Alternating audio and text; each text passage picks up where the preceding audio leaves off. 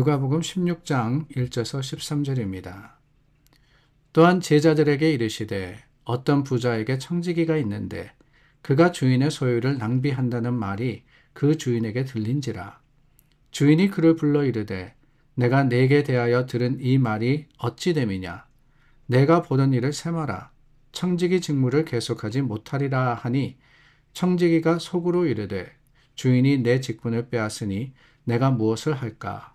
땅을 파자니 힘이 없고 빌어먹자니 부끄럽구나. 내가 할 일을 알았도다. 이렇게 하면 직분을 빼앗긴 후에 사람들이 나를 자기 집으로 영접하리라 하고 주인에게 빚진 자를 일일이 불러다가 먼저 온 자에게 이르되 내가 내 주인에게 얼마나 빚졌느냐. 말하되 길은 100마리니이다. 이르되 여기 내 증서를 가지고 빨리 앉아 50이라 쓰라 하고 또 다른 이에게 이르되 너는 얼마나 빚졌느냐. 이르되 밀 100석이니이다. 이르되 여기 내 증서를 가지고 80이라 쓰라 하였는지라. 주인이 이 옳지 않은 청지기가 이를 지혜 있게 하였으므로 칭찬하였으니 이 세대의 아들들이 자기 시대에 있어서는 빛의 아들들보다 더 지혜로움이니라. 내가 너희에게 말하노니 불의의 재물로 친구를 사귀라. 그리하면 그 재물이 없어질 때에 그들이 너희를 영주할 처소로 영접하리라. 지극히 작은 것에 충성된 자는 큰 것에도 충성되고 지극히 작은 것에 불의한 자는 큰 것에도 불의하니라. 너희가 만일 불의한 재물에도 충성하지 아니하면 누가 참된 것으로 너희에게 맡기겠느냐. 너희가 만일 남의 것에 충성하지 아니하면 누가 너희의 것을 너희에게 주겠느냐. 지파인이 두 주인을 섬길 수 없나니 혹 이를 미워하고 저를 사랑하거나 혹 이를 중히 여기고 저를 경히 여길 것임이니라. 너희는 하나님과 재물을 겸하여 섬길 수 없느니라. 성경을 읽다 보면 가끔 아무리 이해를 하려고 해도 이해가 쉽게 되지 않는 그런 부분들이 있습니다. 하나님의 말씀, 그 말씀을 완벽하게 이해한다라고 하면은 우리가 하나님이죠. 피조물일 수는 없지 않겠습니까? 그러므로 우리 수요 예배 때도 나누었는데 한계가 있습니다. 우리 지식과 우리 능력이 닿는 곳까지, 거기까지를 하나님께서는 허락하셨기 때문에 그 이상을 바라는 것이 아니라 주어진 말씀과 또한 우리에게 주신 지혜를 가지고 하나님의 뜻을 찾아가는 것, 그것이 우리의 사명이 아닌가라는 생각이 들어요. 왜 이 말씀을 드리느냐. 오늘 저희가 나누었던 비유는 참 이해하기가 어렵기 때문에 그렇습니다. 옳지 않은 청지기의 비유라고 제목에 붙어 있습니다. 그런데 옳지 않다라고 했는데 오히려 예수님의 비유 가운데는 주인이 이 청지기를 칭찬한다. 그 청지기가 한 일이 잘했다라고 표현이 되어 있습니다. 아니 분명히 앞부분에 나온 이제 주인이 정산하겠다라고 했을 때 이 청지기가 빚진 사람들, 자기에게 빚진 것도 아니에요.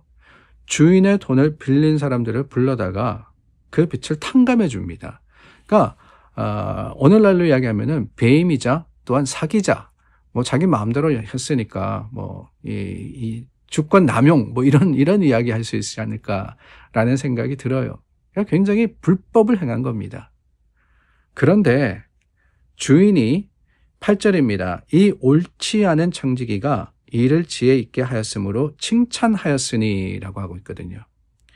그러니까 옳지 않은 것은 분명하다라고 하는 거예요. 그런데 지혜롭게 일을 행했다. 여기에 이 둘 사이가 어떤 관계가 있느냐. 이게 오히려 상충되는 게 아니냐라는 생각이 들기 때문에 이해하기가 어려운 겁니다.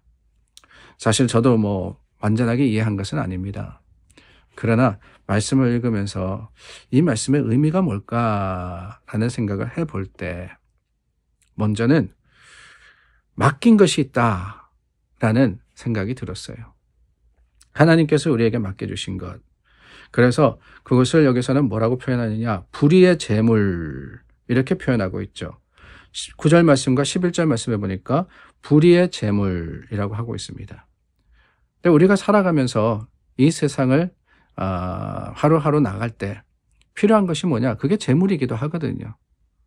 돈이 있어야 되고 또한 필요한 것을 살 수 있는 능력이 있어야 되고, 근데 그런 것들을 하나님이 우리에게 주신다라고 고백하지 않습니까?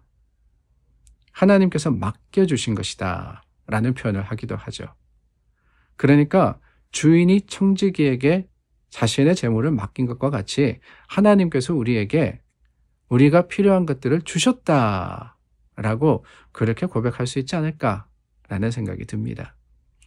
그런데 맡겨주신 것에 대해서 정산할 날이 분명히 있다는 거예요. 주님께서 부르셔서 어떻게 썼느냐, 내가 맡긴 것 네가 어떻게 행했느냐라는 것을 판단하시는데, 그날 그 판단 앞에 우리가 책망 듣지 않고 칭찬 들으려면 어떻게 해야 되느냐?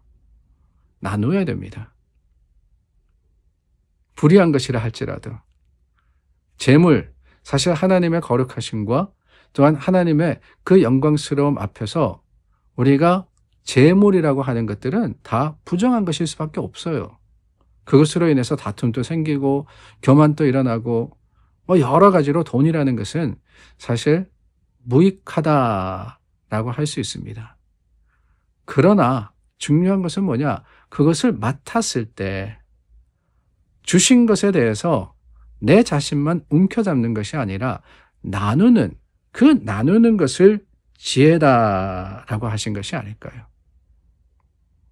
결국 이 청지기의 일에 우리가 판단하는 선함이라는 것, 바름이라는 것은 없었지만은 더 중요한 것은 뭐냐?